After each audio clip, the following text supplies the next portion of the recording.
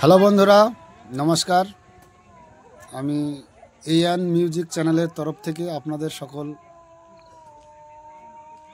বন্ধুদের স্বাগত জানাই ও অভিনন্দন। আজ পশ্চিমবঙ্গের যে পরিস্থিতি, পরিযায়ী শ্রমিকদের নিয়ে আমি দু চার কথা বলতে চাই। পশ্চিমবঙ্গের পরিস্থিতির ওপর নির্ভর করে আমাদের যে সরকার আছে, এই সরকার সাধারণ গরিব মানুষদের বেকারত্ব দূর করার জন্য যদি কোনো ব্যবস্থা করে, তাহলে এই পশ্চিমবঙ্গের পরিযায়ী শ্রমিকরা অনেক শান্ত শিষ্ট নিজ রাজ্যেই কাজকাম করে।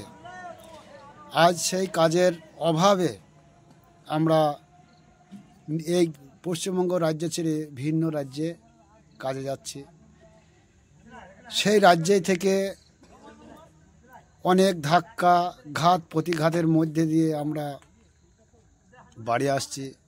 কেউ সেখানেই বিপজ্জনক দুর্ঘটনায় ইন্তেকাল করছে।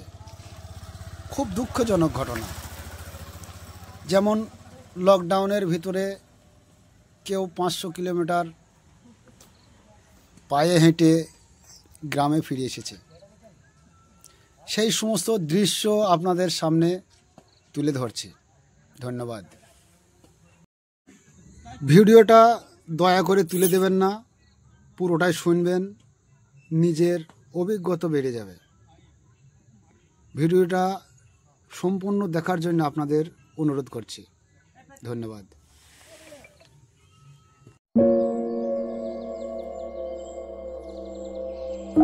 মাথা খুঁড়ে মরে গেলেও এখানে কাজ পাই না। খাবোটা কি? পেটের দায়ে দেশ ছেড়ে কাজ করতে যেতে হয়, লেবারের কাজই করি। মা ভাত দাও।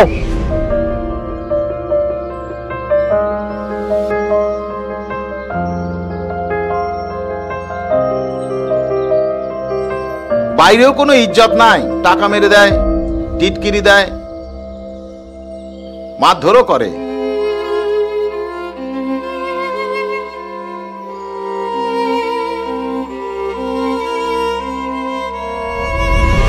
বাঙালি কথাটাই যেন খিস্তি হয়ে গেছে। মেয়ে লেবারদের সঙ্গে যা তা নোংরামো করে। আমাদের সরকার বলে বাংলায় ফিরে এসো, ফিরে এলে কাজ দেওয়ার বেলায় সব হাওয়া। যতই কষ্ট হোক না কেন, আমরা বাইরে না গেলে খেতে পাবো না, আমরা সংসারটাকেও চালাতে পারবো না, ছেলে মেয়েকেও খাওয়াতে পারবো না, কিচ্ছু করার নাই। আমরা গরু ছাগল হয়ে গেছি, কেউ মানুষ বলেই মনে করে না। নাইলে লকডাউনের সময় 700-800 মাইল হেঁটে বাড়ি ফিরতে হয়। ভালো লাগে দুমুঠা ভাতের জন্য ভিটে ছেড়ে অন্য রাজ্যে যেতে। এই রাজ্যে কাজ থাকতে গেলে কি বাইরে যেত না।